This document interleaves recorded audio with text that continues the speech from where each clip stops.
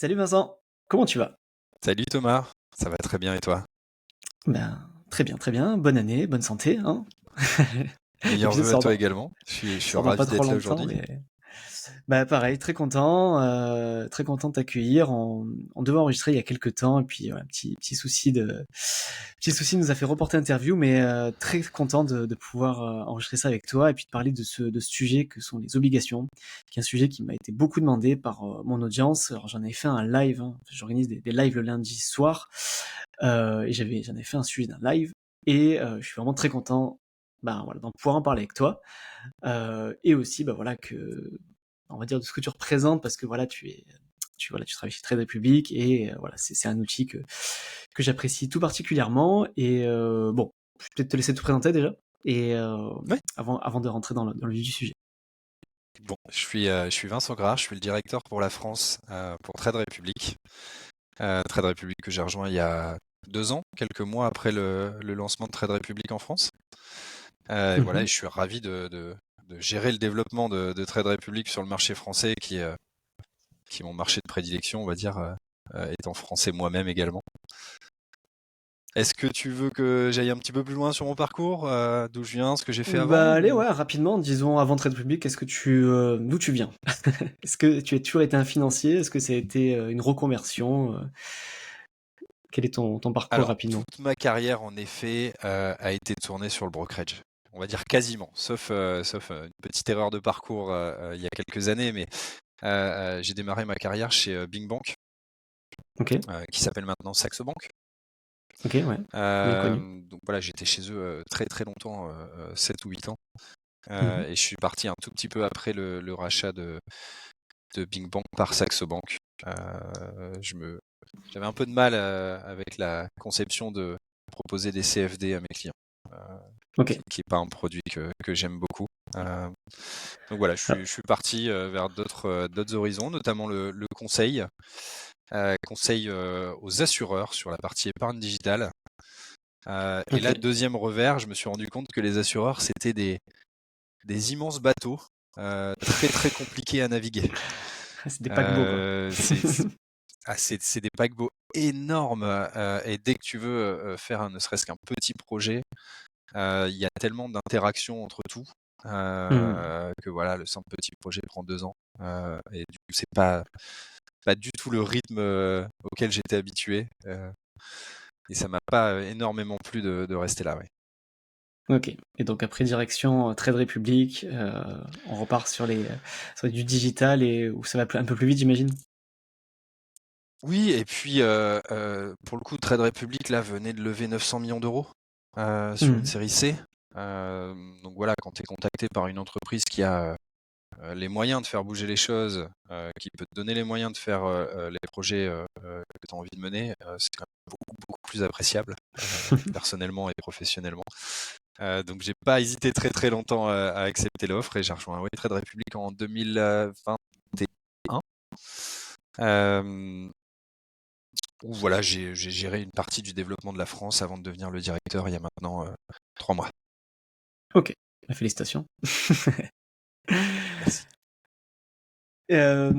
Ok. Du coup, bon, on aura le temps, je pense, de reparler, hein, de Trade Republic, hein, en fin d'épisode, hein, pour ceux qui ne connaissent pas. Euh, J'aimerais qu'on rentre direct dans le vif du sujet, hein. On va pas passer par quatre chemins, hein. C'est quoi une obligation? Essaye de l'expliquer comme si j'avais l'âge de ma fille qui a 3 ans. Alors peut-être à 3 ans, ça fait un peu jeune pour Une comprendre une obligation, mais obligation, à 5 ans. ouais, non, pas tant que ça. Si tu veux expliquer ça à ta fille de 3 ans, et ben quand elle perd une dent de lait, Mhm. elle te la donne, et tous les mois tu lui redonnes, je sais pas, un bonbon. Et à Mhm. la fin, je sais pas, au bout d'un an, donc tu détermines la date avec elle, tu lui rends sa dent de lait, et elle aura pris tous les bonbons en attendant. Ah, c'est une belle Voilà, analogie, ça, tu simplement. vois. C'est un prêt, en fait, une obligation. Mhm. C'est un prêt où toutes les conditions sont déterminées à l'avance. Ok. Donc si Et tu donc, veux... t'as dit un truc très important sur lequel je me permets d'appuyer, c'est que tu as prêté ton argent, donc tu vas avoir des intérêts, mais ce qui est cool, on va dire, c'est que tu vas à la fin de l'obligation, enfin à l'échéance, on aura le temps d'en reparler, hein, tu vas toucher des intérêts pendant toute la durée du prêt, et à la fin, tu récupères ton capital. C'est bien le principe, hein. C'est le principe et c'est la philosophie qu'on aborde via les obligations. En tout cas, chez Trade Republic, on est assez peu sur le côté spéculation autour des obligations. On est vraiment sur le concept initial qui est en effet je te prête de l'argent, tu me donnes des intérêts de manière régulière et prévisible, et à la fin, tu me rends mon argent. Ok. Et est-ce que tu peux nous dire quels sont les différents types d'obligations? Alors, je sais qu'il y en a plein, on va pas rentrer dans le détail, mais les deux principales. Si tu devais en citer deux, Ouais, les plus les deux courantes. principales, c'est les obligations d'État et les obligations d'entreprise, en fait. C'est les deux acteurs ou institutions sur le marché qui empruntent le plus d'argent aux gens. Donc les États, n'importe quel État le fait. Hein, on parle beaucoup aux informations de la dette de la France qui augmente en permanence et autres. C'est quoi la dette de la France? En fait, c'est des obligations qui ont été émises et qui continuent d'être émises.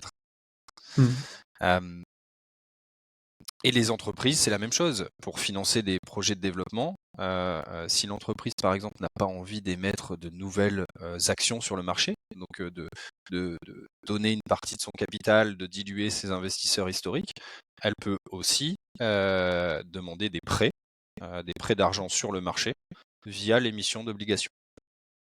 Ok. Et ce serait quoi peut-être alors? un petit point Vas-y. important, Thomas, excuse-moi de te couper, mais pour remettre un petit peu tout ça en perspective, ce qu'il faut savoir, c'est que le marché des obligations dans le monde, il est beaucoup, beaucoup plus gros que le marché des actions. Ok. T'as une idée des ordres de grandeur ou des On est, chiffres? on est sur du x4 ou x5. J'ai pas regardé parce que Ok. évidemment Ah ouais, à ce la point quand même, valorisation x4. dépend aussi des taux. Ouais. Ouais, donc et ça, c'est quand même étonnant parce que finalement, dans l'investissement, on parle tous que des actions, moi le premier, hein, je suis un pro action, pro ETF, et c'est quand même dingue quoi qu'on parle, on parle plus d'un marché qui est quand même 4 ou 5 fois plus gros. Alors, la raison pour laquelle on n'en parlait plus, je pense on va y venir, hein, c'était la conjoncture, hein, qui a fait que voilà, les obligations n'étaient pas intéressantes. Du coup, ça nous fait une belle transition. Pourquoi on en reparle aujourd'hui? Pourquoi pendant 5 ans, 10 ans, personne n'en parlait, et pourquoi aujourd'hui ça revient un sujet qui intéresse les investisseurs ou enfin voilà, qui intéresse les gens? Oui, tu as mis le doigt dessus pour le coup. Les obligations, c'est intéressant quand les taux sont élevés. Là, on sort d'une période où ça fait quasi 15 ans qu'on a des taux au ras du plancher, voire négatifs par moment. Personne n'a envie d'aller prêter de l'argent à des taux négatifs. Oui, c'est un peu dommage. Dans ce cas-là, ça voudrait dire que c'est toi qui payes les intérêts sur l'argent que tu as prêté. Donc ça marche pas. Et ça, c'est noté. Je crois que la dernière grosse baisse des taux, c'était crise des subprimes 2018, où on est passé d'un 5 à 1%. Et on est revenu sur des niveaux qui sont un peu plus normaux, j'ai envie de dire, depuis très récemment, donc là depuis septembre 2023. Ok. Donc voilà, c'est vraiment ça l'idée. Il n'y avait pas d'intérêt sur les 15 dernières années, en tout cas pour un particulier. Pour une entreprise, c'est peut-être un peu différent, mais pour un particulier, il n'y avait pas d'intérêt d'aller sur le marché obligataire sur les 15 dernières années. Et on en vient à la fameuse chose que bon, je pense que alors je précise à l'audience, hein, que je pose volontairement des questions un peu bateau pour démarrer, pour accompagner ceux qui n'y connaissent vraiment rien d'obligation. Il y en a peut-être certains qui sont un peu plus avancés, mais le principe de l'obligation, enfin de comment dire, l'évolution de son prix évolue à l'inverse des taux. C'est bien ça. Oui, c'est un peu Et comment ça contre-intuitif au s'explique ça? démarrage, mais comment ça s'explique? C'est-à-dire que, imaginons, aujourd'hui, bon, les taux sont à 4%. Tu es une entreprise, tu émets une obligation, donc tu fais un emprunt sur le marché. Le coupon donc les intérêts que tu vas verser à tes créanciers, je sais pas, suivant le niveau de risque de ton entreprise, il va être à 5 ou 5,5% par exemple. Mhm. Si maintenant les taux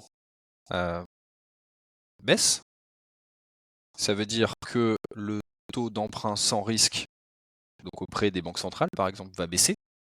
Mhm. Et donc toi, tu ne pourras pas émettre des obligations toujours à des taux de 5,5.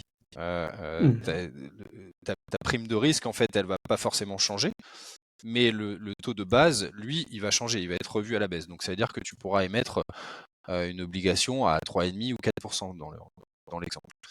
Ce qui fait que celle que tu avais émise la semaine dernière à 5,5, eh ben, elle est plus intéressante pour les gens.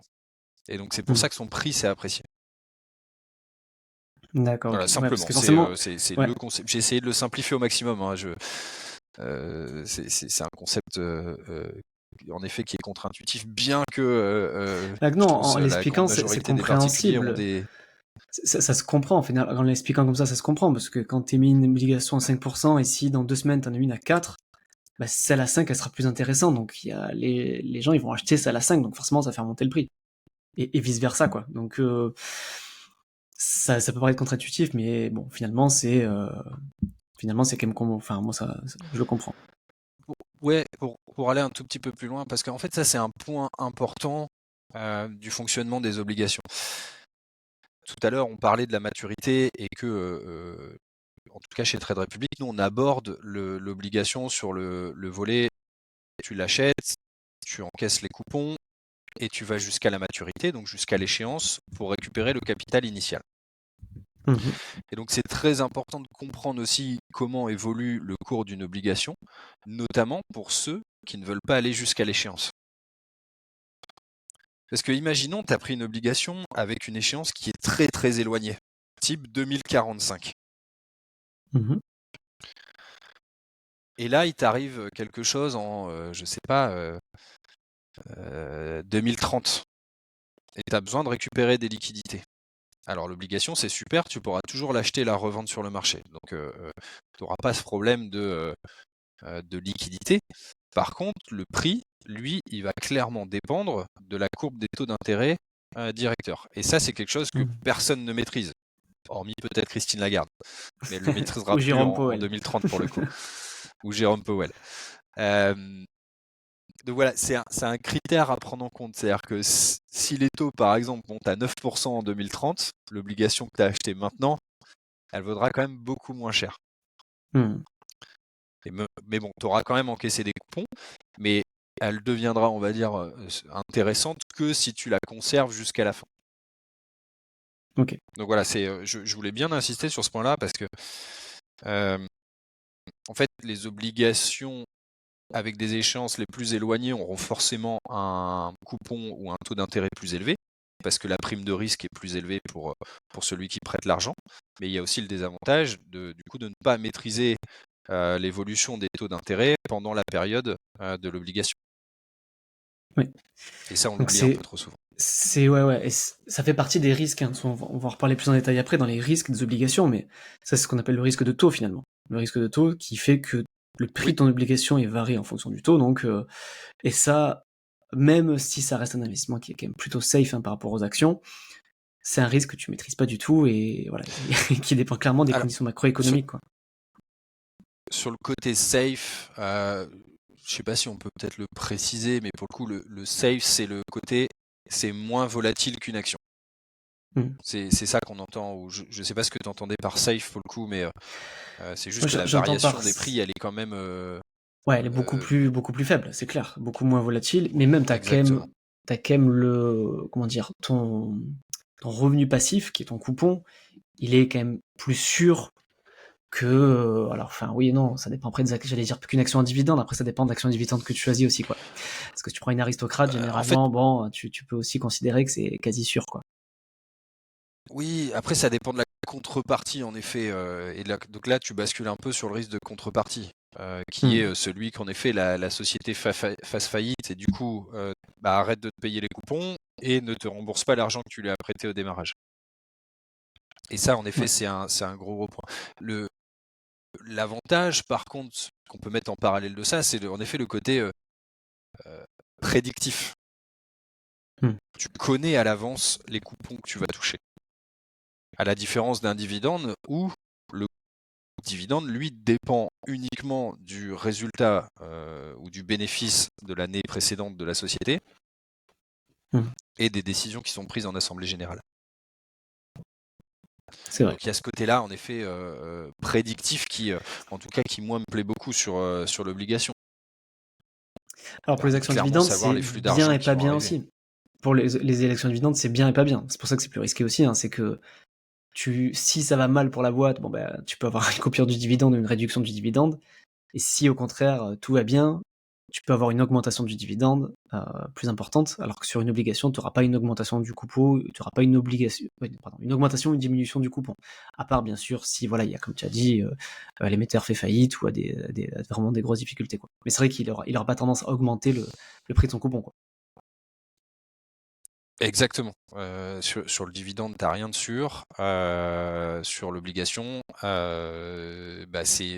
dans le contrat initial, en fait, c'est dans les caractéristiques de l'obligation. Je vois pas comment je peux te le dire autrement, mais c'est connu à l'avance.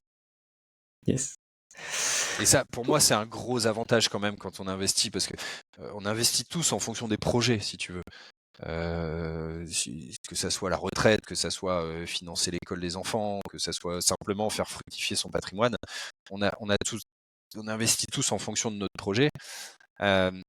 Et avoir un petit peu de vision sur comment ça va se passer sur cette partie-là d'ici X mois ou X années, c'est quand même ultra confortable. C'est clair. Ok. Est-ce que tu peux... donc, je récapitule juste quand même ce qu'on a parlé des risques. Finalement, là, on a un peu brûlé les étapes. Mais si je dois récapituler finalement les deux risques principaux qui sont sur une obligation, ça va être le risque, le risque émetteur, donc le risque en gros que l'entreprise qui doit verser le coupon fasse faillite, ou que l'État fasse faillite, ce qui est finalement assez peu risqué sur un État, enfin du moins si tout va bien, parce que si un État comme la France fait faillite, il y aura d'autres soucis, je pense. Mais bah non, regarde, l'Argentine, elle fait défaut de manière très très régulière. La Grèce 2015, gros défaut également. Donc non, moi j'aborde l'obligation d'État exactement de la même manière que l'obligation d'entreprise. Dans tous les cas, t'as une note de crédit qui est faite par les agences. Et il faut bien partir du principe que c'est pas parce que c'est un État que c'est sans risque. Mais c'est quand même considéré comme moins risqué qu'une entreprise. Alors après, tu me diras, ça dépend de l'entreprise aussi. Je pense qu'on a cette vision-là parce qu'on vit en France. Parce que la dette de la France, elle est en effet beaucoup plus certaine. Mais quand tu regardes quand même ce qui s'est passé dans le monde sur les 10 dernières années, des faillites d'État, il y en a eu plusieurs. J'ai pas les stats par rapport au nombre de faillites d'entreprises, mais faillite d'entreprise, je crois qu'on est sur un taux de défaut à 2% à peu près. Ok. Sur les dernières stats que j'avais visualisées. Ce qui reste assez faible, et c'est ultra concentré sur des obligations qui sont très très mal notées. Ça tombe bien que tu parles de notes. Entreprises qui sont pas en bonne santé. Ouais, ça tombe bien que tu parles de notes parce que est-ce que tu peux nous en dire un mot de plus, parce que je sais qu'on entend souvent parler des AAA, tout ça, enfin que la France avait perdu son AAA à l'époque. Je sais qu'il y a deux grandes familles, c'est ça, il y a le investment grade et le high yield, c'est ça les deux grandes familles d'obligations. Ouais. Exactement. Investment grade pour les mieux notés, high yield pour les moins bien notés. Donc pourquoi high yield? Parce que la prime de risque est plus élevée, donc les taux de coupons sont également plus élevés. Okay. Et les critères dépendent en fait des agences de notation. Tu peux être considéré high yield quand tu es en BB-, je crois. Ouais, c'est quoi le seuil où tu passes un yield? C'est triple B-, je crois, non? Mais ça dépend des agences de notation. Ah ok. En fonction de l'agence, ok. Et ces notations fonctionnent de la même manière entre État et entreprise? c'est-à-dire que ce qui va être high yield va être considéré comme high yield entre État et entreprise, en fonction bien sûr de l'agence, hein, mais ouais, ils ont le même seuil de passage, tu sais? Écoute, je ne sais pas. Je suis pas allé dans le détail des critères de notation des États. Moi, je suis un petit peu simple sur ce sujet-là. Je regarde la note pour le coup, je vois si ça rentre dans mes critères ou pas. Dans tes Mais je t'avoue critères, que, en effet, je suis pas allé, creuser sur comment est calculée la note et en tout cas s'il y a des différences entre les obligations d'État et les obligations d'entreprise. Mais c'est un point, ouais, en fait, tu as raison sur cette question-là. Je vais aller creuser. Je Non, mais t'enverrai après les c'est, infos si tu veux, mais ouais, non, mais en fait, non, moi, non, je mais me c'est dis ultra quand intéressant. je te dis ça parce que je suis en train de préparer ma stratégie obligataire, hein, aussi. Je vais en faire une, d'ailleurs, certainement chez vous. Et pour bien diversifier, hein, comme tu veux savoir, la diversification, c'est la base de tout et au sein de chaque stratégie d'actifs. Et je me dis, je pense que je vais essayer d'avoir une proportion en investment grade, encore en noté, triple A, double A, et d'autres, je vais faire ma petite pondération et en avoir d'autres en high yield, donc avec un rendement plus gros, mais avec un risque plus élevé, tu vois. Essayer de me faire un petit portefeuille de la sorte, quoi. Ouais, Et ça se tient pour le coup. Après, je te disais, on en parlait tout à l'heure en antenne, mais moi, pour le coup, j'ai fait l'erreur de mettre une seule obligation dans mon portefeuille parce que j'en ai trouvé une qui me plaisait bien, avec une notation qui était intéressante et une maturité qui convenait à mon objectif d'investissement. Et j'ai pas divisé, j'ai mis un seul ticket. Donc, ta remarque, elle me fait bien penser que je suis potentiellement un tout petit peu trop concentré. J'ai oublié la règle de base de la diversification Après, en ça bourse. dépend aussi de, comment dire, ça dépend voilà, du montant que ça représente par rapport à ton patrimoine aussi. Si Oui, ça oui, bien représente sûr, pas beaucoup, ça va, mais c'est sûr que si tu as mis très léger. 100% de ton patrimoine sur une obligation, là, je vais te dire attention quand même. Non, ça, il faut jamais faire, peu importe sur quel actif, faut jamais le Hmm, faire. Même de l'immobilier, hein, faut pas le faire. hmm, La diversification, c'est vraiment la clé pour être encore là dans la durée. c'est clair. Ok. Est-ce que maintenant, j'aimerais bien qu'on parle un peu on va dire, du plus concret, du comment faire. Tu vois, là, on a parlé du quoi un peu, de qu'est-ce que c'est, comment ça marche. Et j'aimerais bien qu'on parle maintenant du comment. C'est quoi les façons d'investir en obligations? Alors, il en existe plusieurs. Est-ce que tu peux nous en détailler quelques-unes Ah, que y a tu peut-être un connais? petit premier point qui est un peu intéressant, c'est que les particuliers en France, déjà, la grande majorité ont déjà des obligations dans leur portefeuille. Ouais, sauf qu'ils Et le savent pas. ils le savent pas forcément, ouais. Et tu l'as bien compris, je parle ici du fonds en euros dans les assurances Hmm, vie, qui est au final un fonds obligataire. hmm, clairement. C'est les assureurs qui ont acheté il y a 15-20 ans, quand les taux étaient élevés, des obligations avec des maturités très longues, ce qui leur permettait, tu vois, on a parlé de 2008 tout à l'heure, bah, du coup 2009-2010, quand les taux étaient bas, ça permettait quand même de délivrer de la performance. Enfin, tout est relatif, hein, quand je parle de Oui, performance du fonds en ça a euros. ça a quand même bien baissé, hein. C'est ce qui a expliqué d'ailleurs la baisse, hein. Oui, mais c'est ce qui a expliqué la baisse, mais ça leur a permis quand même de délivrer des rendements sans, sans trop avoir à toucher aux réserves. Hmm. Donc voilà, c'est un point important quand même parce que ça fait 15 ans qu'on parlait plus des obligations, mais ça fait 15 ans que tout le monde quand même, enfin quand je dis tout Et le investir en monde, obligations. est investi en obligations. Donc si ça peut jouer pour démystifier ce côté Hmm. un peu secret de l'obligation parce que personne n'en parle, tant mieux. Et ça reste quand même une façon, je pense important de le dire, ça reste une façon d'investir en obligations si on n'a pas envie de s'emmerder aussi. Parce que là, je pense que tu as parlé de plein de façons de faire, mais ça reste aussi une façon, alors c'est pas la plus pertinente, c'est pas la plus optimisée, mais ça reste une façon de s'exposer à l'obligation et Ouais, avec capital garanti en plus. oui, c'est ça. Le capital garanti fait que c'est un petit peu, je pense, biaisé et que du coup, tu te rapproches des solutions pour gérer les liquidités, si tu veux, type Hmm. compte à terme et autres. Donc pour moi, c'est un tout petit peu moins de l'investissement, hein, c'est plus de l'épargne ou de la précaution que de l'investissement. Hmm. Ouais, Tu c'est peux clair. De toute pas. façon, à partir du moment où tu as capital garanti, tu pourras jamais faire des perfs dingues. Hein.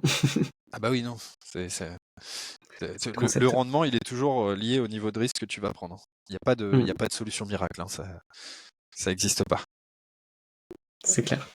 Donc pour répondre à ta question, il y a plusieurs moyens d'être investi en obligations. On a parlé du fonds euro.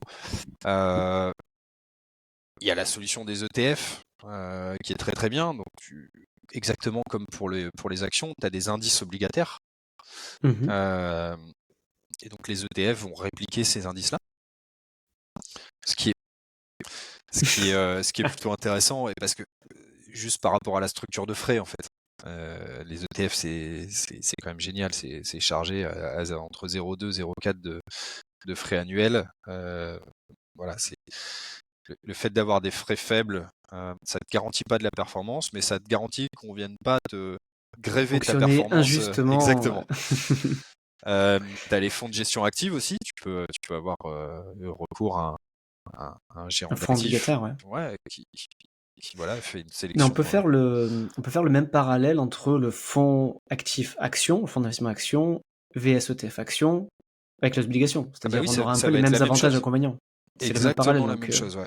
c'est-à-dire qu'il y a le passif et l'actif, et on aura théoriquement, alors voilà, moi je suis un peu biaisé parce que je suis un très gros fan d'ETF, donc forcément j'aurais plus tendance à aller sur un ETF obligataire qu'un fonds obligataire, comme tu l'as dit, grâce aux frais, hein, parce qu'on divise par 3, 4, 5 les frais pour théoriquement une performance un peu meilleure d'après l'histoire en tout cas.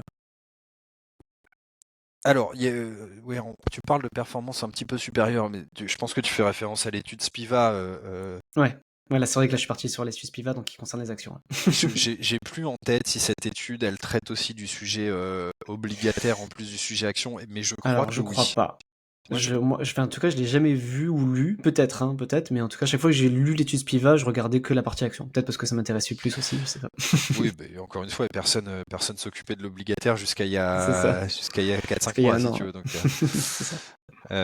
donc oui, mais sur le principe de base, c'est exactement la même chose. Tu vas avoir quelqu'un physiquement qui va aller analyser, faire une sélection d'obligations, les mettre dans un portefeuille, les gérer pour toi et prendre 2% de frais par an. Quand en face, tu as un ETF qui va répliquer un indice obligataire et prendre 0,2, 0,3 ou 0,4% suivant ce que c'est. Donc, je parlerai pas de performance derrière parce que j'ai pas les performances en tête, ou en tout cas de comparatif sur la partie obligation. Mais oui, c'est les deux solutions qui s'y opposent, en plus de celle qu'on a réussi à proposer avec Trade Republic il y a maintenant 4 mois. Alors on va y venir juste après sur celle-là parce que ça va être c'est un peu la nouvelle façon de faire et c'est pour ça que j'aimerais qu'on en parle. Juste, je voulais parler rapidement des ETF. On en a parlé justement en off juste avant, c'est qu'il y a quand même un inconvénient avec un ETF obligataire. C'est par rapport aux maturités parce que de ce que j'ai compris, c'est que un ETF qui arrive à échéance, donc il est remboursé entièrement, une obligation qui arrive à échéance, et du coup est tout de suite réinvesti en fonction des nouveaux taux. Et finalement, c'est Exactement, quand les même positions un inconvénient, sont quoi. roulées. Ouais. Ouais. C'est un inconvénient parce qu'en effet, on bénéficie pas de ce côté cash qui revient à l'échéance en fait. Et, Ouais. On n'a pas un rendement loqué finalement, parce qu'en fait, on est beaucoup plus exposé au fait au taux directeur. Exactement, c'est ça le fond du sujet. C'est que on va pas du coup, excuse-moi, j'essaie de structurer mon raisonnement, mais le fait que systématiquement ça soit réinvesti fait que tu es clairement dépendant des taux d'intérêt directeurs.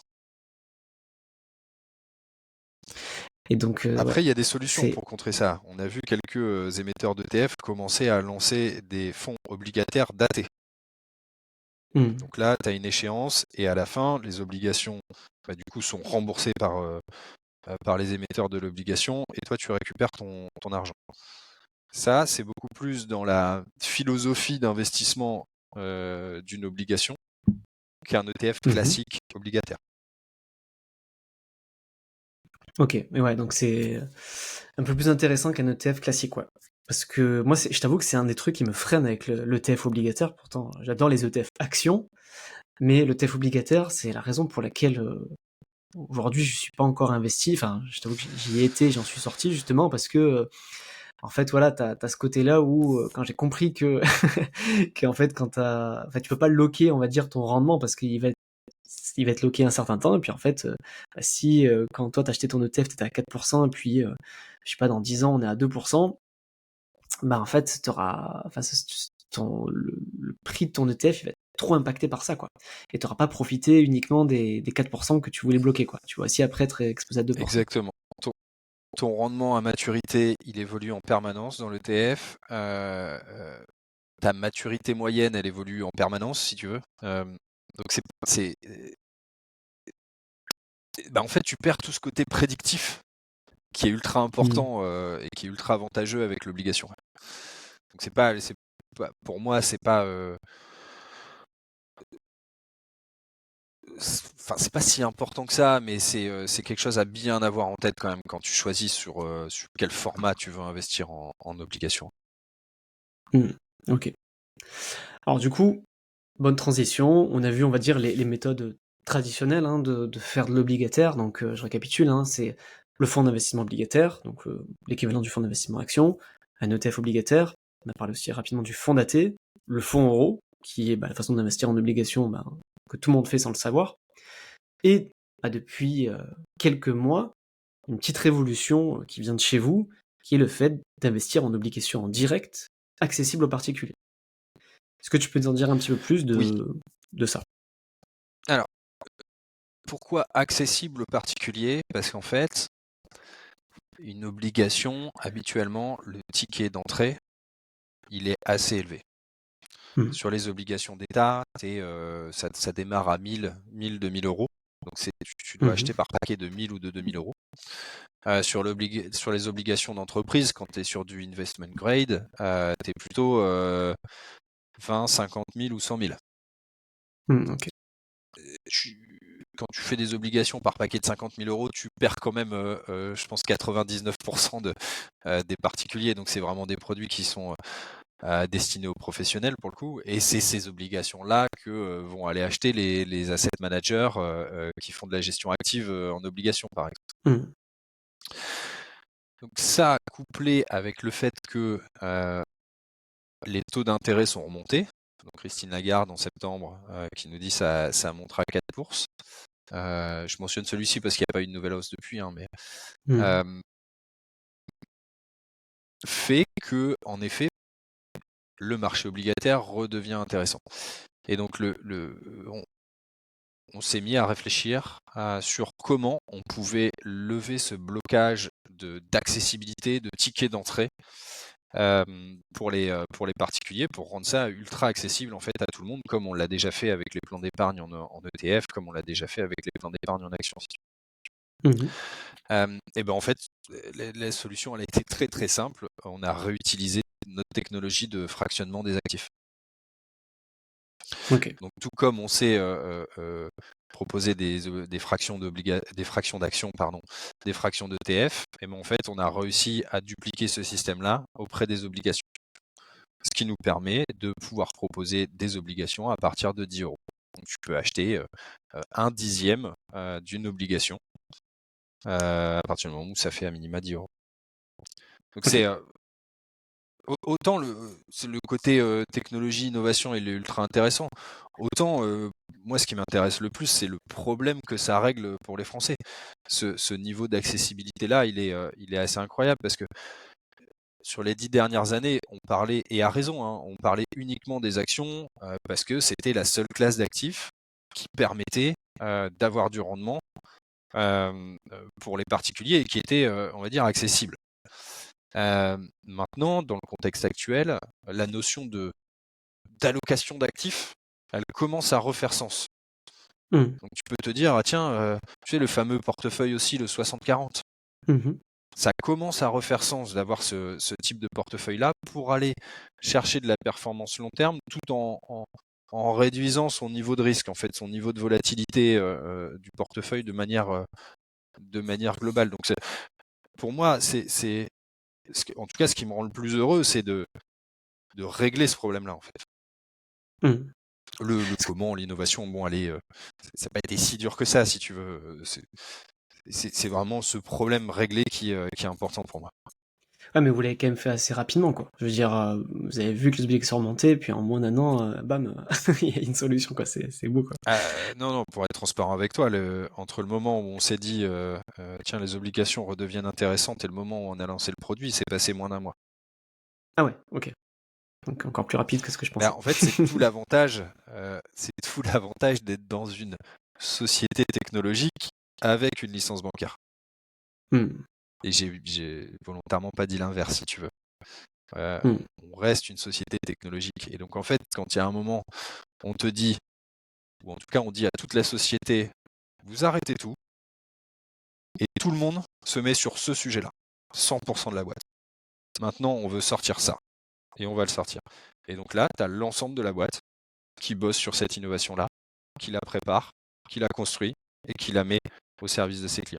Et c'est ultra intéressant, si tu veux. Tout à l'heure, je te parlais du côté gros paquebot des assureurs qui est difficile à manœuvrer et autres.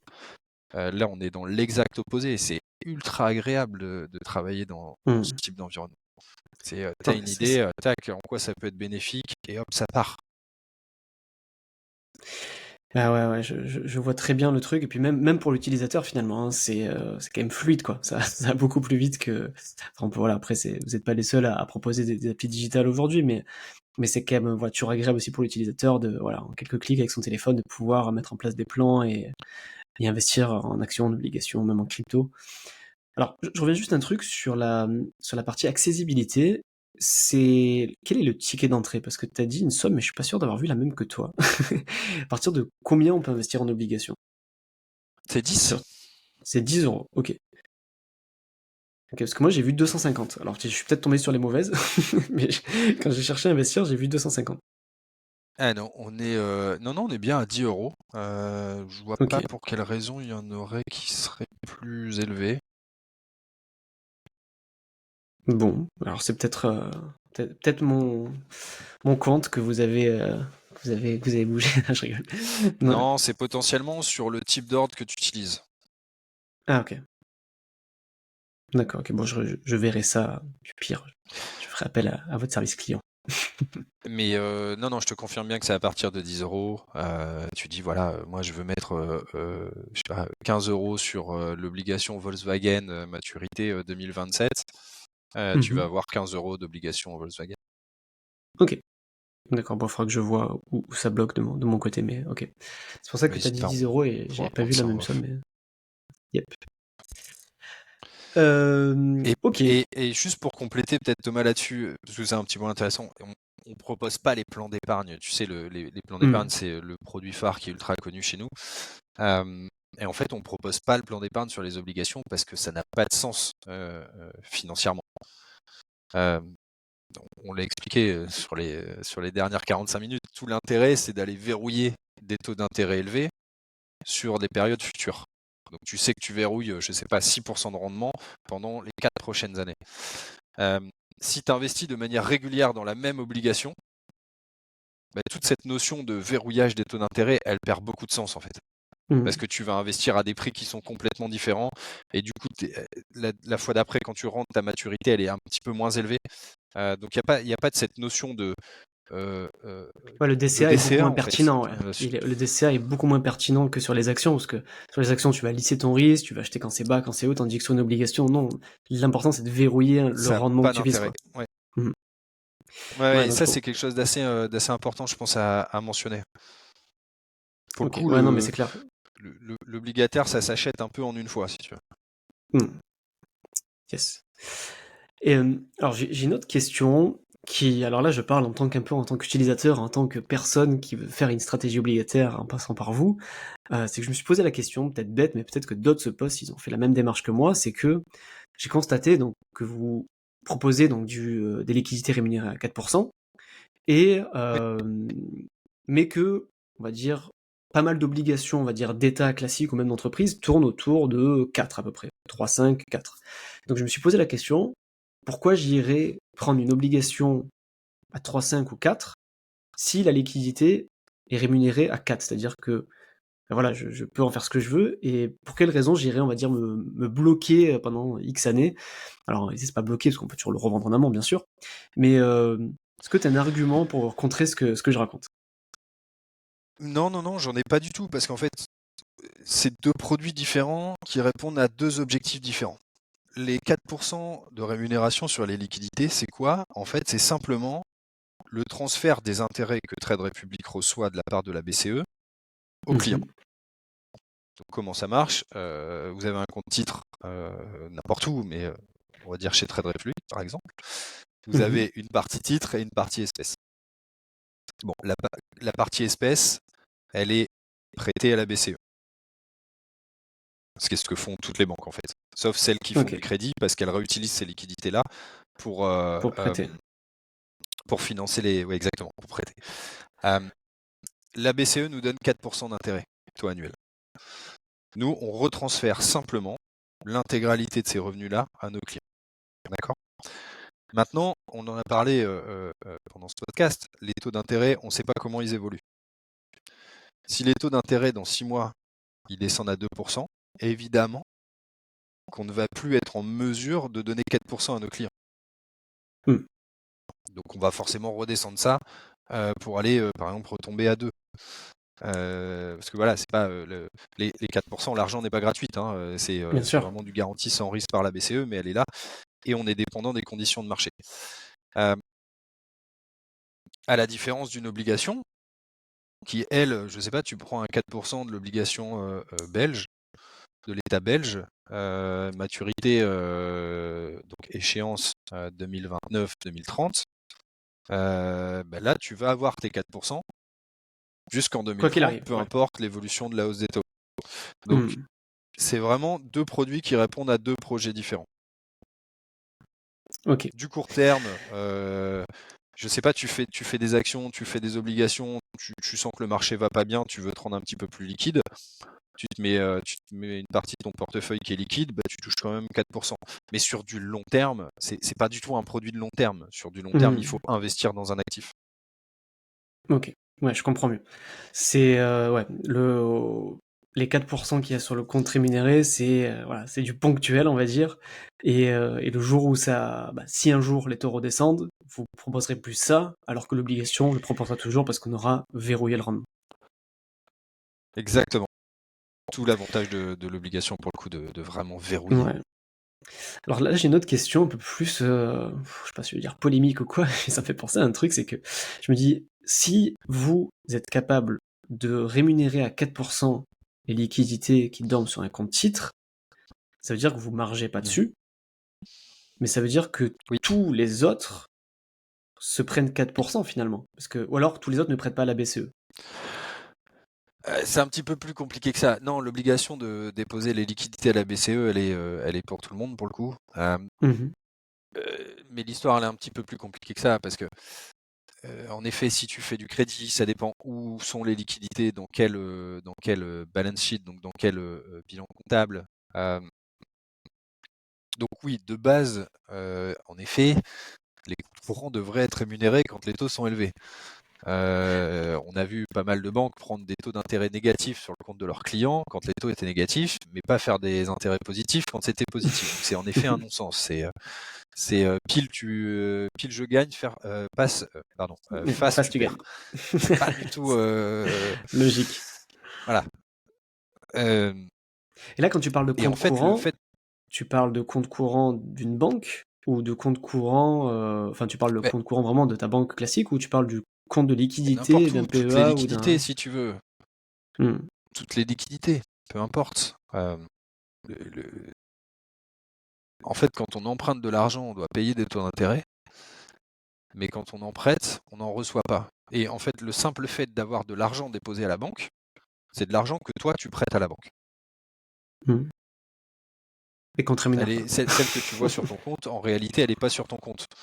Elle est Hmm. prêtée à d'autres personnes pour financer des crédits, si tu veux. Donc la banque utilise cet argent-là qui est gratuit pour financer des crédits qui, eux, ont des taux longs. Donc voilà, mais Enfin, après, c'est un peu, j'ai pas du tout envie de tomber dans la polémique. Moi, ce que je remarque juste, c'est qu'on a démarré en janvier de l'année dernière avec un taux à 2%, qui était le Mhm. taux en vigueur à ce moment-là. On a réussi à faire bouger les lignes parce qu'on a vu pas mal d'autres acteurs de marché commencer à rémunérer les liquidités des comptes titres. Donc, Mhm. rien que ce succès-là, il est très très bien. On fait changer un peu les mentalités, on fait des deux côtés, si tu veux, du côté de l'entreprise qui, du coup, standardise cette pratique de reverser les intérêts à leurs clients, et du côté Mhm. des épargnants qui, eux, du coup, s'attendent maintenant en permanence à recevoir des intérêts sur leur liquidité. Donc on fait un peu évoluer les pratiques, et c'est toujours dans l'intérêt de l'épargnant au final. Ok. Super clair. Super clair. Et puis après, voilà, l'idée, hein, c'est pas du tout. Enfin, si je te pose des questions, l'idée, c'est pas d'aller taper sur la concurrence ou quoi. Hein, c'est juste de comprendre un petit peu le Moi, pourquoi du comment. Et je, je tape pas sur les concurrents, et tu m'entendras jamais trop nommer des concurrents, parce que le vrai sujet en France qu'on a, c'est que les gens épargnent beaucoup, mais ils n'investissent pas, si tu veux. Mhm. Ça, c'est la situation actuelle en France. Ce qu'on est en train de faire chez Trade Republic, c'est qu'on est en train de faire de l'éducation financière massive. C'est-à-dire qu'on est le plus gros sponsor en Europe d'éducation financière, notamment via les créateurs de contenu. Coucou, c'est moi. Voilà, tu peux voir beaucoup. Tu peux voir exactement, et tu peux voir beaucoup de contenus sur les réseaux sociaux aussi, qui prennent des concepts type inflation, type intérêt composé et autres, qui les simplifient et qui les diffusent aux gens. C'est ça l'éducation financière, c'est éduquer les gens pour qu'ils soient en mesure de prendre leurs décisions d'investissement de manière autonome. Et donc, plus tu as de concurrents sur ce marché-là, plus tu as d'acteurs qui arrivent sur ce marché-là, plus il y a d'éducation financière en fait.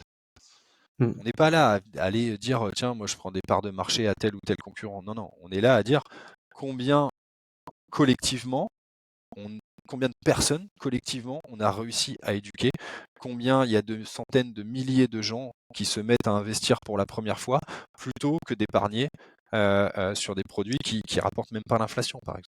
Donc voilà, Mhm. c'est vraiment ça l'idée et la philosophie. Mais écoute, on est dans le même bateau, Vincent. Hein, c'est pour ça que je me lève aussi tous les matins. Donc, c'est pour ça que je suis content de t'accueillir aussi. Et c'est notre mission.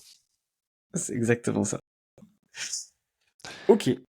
Euh, j'ai une autre petite question, Vincent, alors celle-là, je t'ai pas prévenu, mais je pense que tu l'attends quand même, parce que c'est la question que tout le monde me pose, enfin que tout le monde me pose, que la plupart des gens qui parlent de Trade Republic me posent, et je sais pas si tu auras la réponse.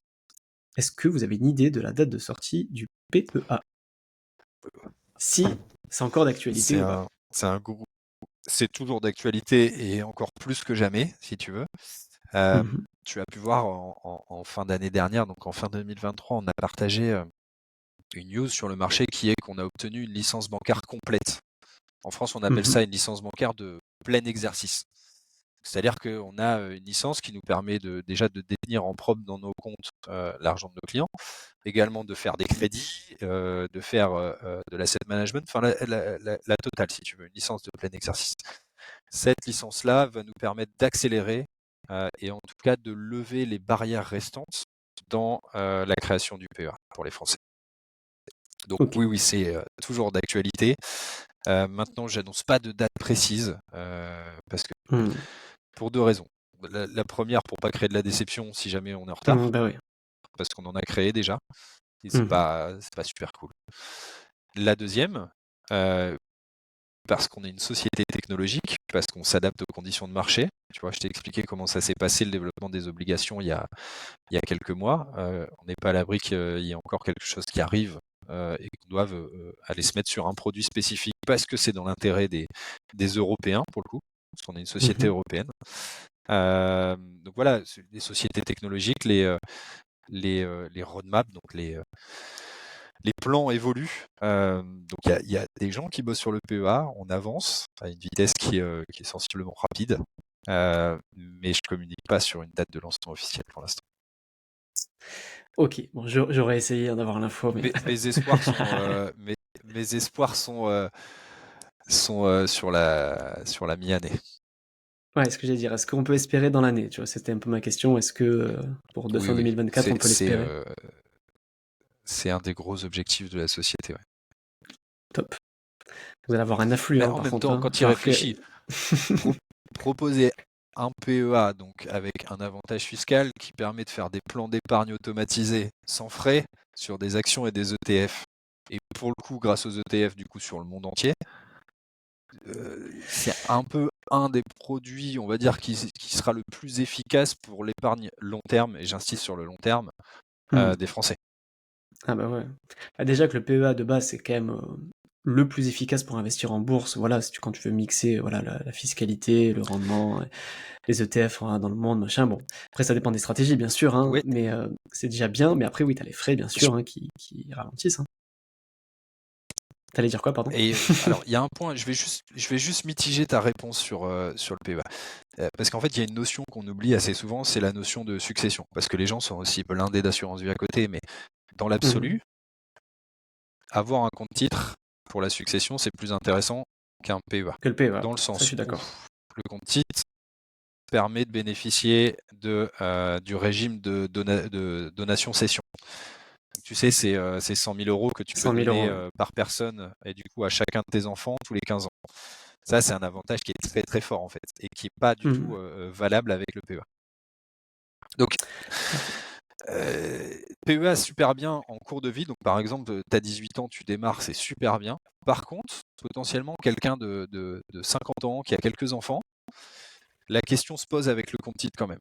Parce que quand tu fais de la donation-cession, bah, tu es encore mieux que le PEA parce que tu n'as pas de prélèvements sociaux à payer sur tes plus-values. Et tu n'as pas de frais de succession à payer.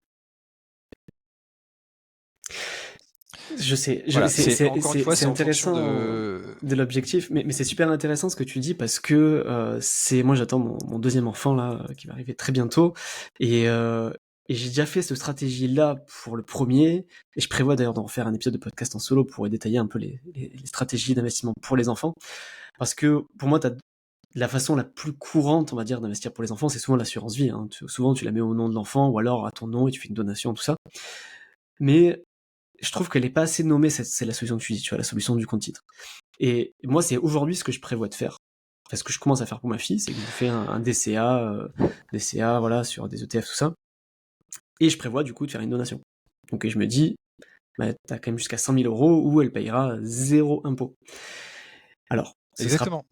je le fais Tu t'es plus dans posé le la cadre question sur de... pourquoi c'est pas assez nommé comme solution? Ouais, je comprends pas en fait pourquoi personne n'en parle en fait. Et je prévois, je te dis, Bah parce de qu'en fait, il y détailler a vraiment personne ça. qui prend des frais à ce niveau-là. C'est assez simple. D'accord, ok. Oui, donc forcément, il n'y Mais a non, aucun mais parce que les intermédiaire banques de qui... réseau vont pas proposer ça. Il y a aucun frais à prendre. Hmm. Et l'État non plus, parce qu'il n'y a pas de fiscalité. Exactement. Sauf qu'en fait, c'est inscrit dans la loi. C'est un dispositif auquel tout le monde peut accéder, si tu veux. C'est la loi de base sur le régime de succession et de donation. Donc, et c'est là où c'est important. Toi, tu es par ailleurs t'es CGP. C'est là où c'est important le niveau de conseil des CGP sur ce volet-là. Surtout l'indépendance du Parce que conseil qui me permet c'est de ne pas vendre de produits et juste du conseil. exactement. Mais là, c'est clairement du conseil en stratégie patrimoniale, si tu veux. Et Ouais, c'est très important. ouais, mais je trouve ça, comme tu dis, enfin, tu vois, on en parle un peu par hasard en fin d'épisode, mais voilà, et je trouve que parce que là, on parle plus dans une optique de transmission, mais même moi, je le fais à titre perso aujourd'hui, à titre de préparation des études pour ma fille, en fait. Préparation des études, la vie active, tout ça. Et je me dis plutôt que d'investir via l'assurance vie. Alors, je dis pas que je changerai pas d'avis, hein. Peut-être parce qu'il y a quand même un petit inconvénient, c'est que je serai aussi à 100% en action quand tu es sur un compte titre, alors même si tu peux mettre de l'obligation aussi, bref. Pas rentrer dans le détail, mais j'exclus pas revenir sur une assurance vie par la suite, ou faire les deux. Mais je trouve que le compte titre a quand même cet avantage qui est quand même assez dingue et pas que pour la donation, pas que pour voilà, pour préparer notre mort, machin. Non, même pour préparer les études de la petite ou du petit, quoi. C'est vraiment un truc qui doit être considéré aujourd'hui et qu'on met pas assez en avant, je trouve. Mais tu vois, tu t'investis en effet, ton cas, j'imagine, c'est là, tu vas avoir ton deuxième enfant, tu vas lui mettre des plans programmés, je sais pas à quel montant, peu Mm. importe. à 18 ans, tu dois lui payer une école ou un truc comme ça qui te coûte, je sais pas, 10 ou 15 000 euros. Mais en fait, au lieu de vendre tes titres et de payer l'école, tu vas lui donner à elle. Exactement. Et c'est elle qui se la Elle va paye. les vendre. Toi, tu n'auras pas payé de plus-value. Elle n'aura pas payé de plus-value. Et elle se paiera l'école elle-même. Et dans tout ça, Exactement. tu as gagné 30% de flat tax. C'est ça. Et si, voilà, et à quelques centaines d'euros par mois pendant 20 ans, ça fait quelques milliers d'euros d'économisés. Donc c'est pas négligeable. Complètement. Complètement. Ouais. On pourra s'en Yes. faire un dédié si tu veux Ouais, c'est sur ça, ces parce que là, volets-là. on commence à partir, on peut parler encore 1 heure, je crois. Ouais, Mais ouais, moi, complètement. de ce que je vois, je pense qu'on a fait pas mal le tour sur la partie obligataire, Vincent. Je sais pas si tu as quelque chose à rajouter, un détail qu'on aurait oublié qui te paraît important sur voilà, l'investissement en obligations. Dans tout ce qu'on a dit, on a abordé pas mal de sujets, mais je sais pas si tu as quelque chose à rajouter pour terminer. Ouais, juste un tout petit point. On a parlé des coupons, on a parlé de la fluctuation d'une obligation, et en fait, il y a une notion qui regroupe un peu ces deux parties, qui est la notion de rendement à maturité. Mhm. Donc, ce rendement à maturité, en fait, c'est quoi? Ça intègre le rendement réel que tu vas toucher en fonction du prix auquel tu achètes l'obligation. Donc, tu vois, si tu as un coupon de 6, mais que l'obligation, en fait, le prix de l'obligation a baissé, ton rendement à maturité, il va être un petit peu plus élevé que 6. Et inversement, si le prix de l'obligation a augmenté. Parce que tu paieras plus Mhm. cher un truc pour avoir 6% de rendement. Et donc ça, pour moi, c'est la notion principale à regarder au moment où tu veux acheter une obligation. Au-delà du coupon et au-delà de la maturité, c'est le rendement à maturité. Et c'est quelque chose qu'on affiche très clairement dans l'application Trade Republic. Mais c'est Mhm. voilà, un petit clin d'œil aux auditeurs de bien aller regarder cette notion-là, parce que pour moi, c'est la plus importante. Ok, tu vois, tu fais bien j'ai bien fait de poser la question, du coup. C'était un truc à rajouter. Ok, merci beaucoup Vincent. Alors juste petit instant promo. Alors je précise que l'épisode n'est pas du tout sponsorisé déjà, hein. Je le redirai en intro, hein. C'est moi qui ai voulu interviewer Vincent parce que voilà, je voulais parler d'obligations avec quelqu'un de chez Trade Republic, donc ce n'est pas du tout sponsorisé. Par contre, je vais quand même mettre un lien d'affiliation pour ceux qui veulent. Bah voilà, aller chez Trade Republic. Voilà, c'est pas votre façon de me remercier, hein, pour le podcast. Je crois que c'est 20 euros, c'est ça, 20 euros chacun pour. Tu me confirmes Vincent, c'est 20 euros pour le filleul et pour le parrain. Non, c'est pour le filleul, c'est soit 10, soit 20. En fait, je peux pas trop te donner de détails parce que c'est des offres qui évoluent tellement Et ouais, qui évolue, et ouais. assez rapidement que, en fait, avec suivant si ton auditeur écoute le podcast dans un mois ou dans 3 Ou semaines, dans un an, ouais. ça peut différer. Donc, Ok. par contre, les conditions sont affichées sur l'application au moment où on y va. Ok, bon. Moi, j'ai vu que dernièrement, c'était aux alentours d'une vingtaine d'euros. Donc après, voilà. Yes. Pas d'engagement sur le prix, mais voilà, vous aurez un petit quelque chose, en tout cas, si vous passez par mon lien. Et je toucherai bien sûr la même chose que vous. Et puis voilà, Vincent, je sais pas si c'était, pareil, quelque chose à dire pour terminer. Où c'est qu'on te retrouve, où c'est comment Non, après vous non. êtes un peu partout. Moi, je suis pas mal sur Twitter personnellement, et là, je me remets un petit peu à LinkedIn pour aller justement parler de ces sujets un petit peu plus profonds. Tu vois, la donation session. En ce moment, je parle un petit peu des cryptos aussi sur LinkedIn. Donc, n'hésitez pas à venir me suivre si vous avez envie. Super. Ben, on te retrouvera, donc Vincent Grard, sur LinkedIn. Merci beaucoup, Top. Vincent, Merci pour pour ton l'invitation. temps, pour la valeur que tu nous as apportée. Et puis, ben, à très bientôt. À très bientôt, Thomas.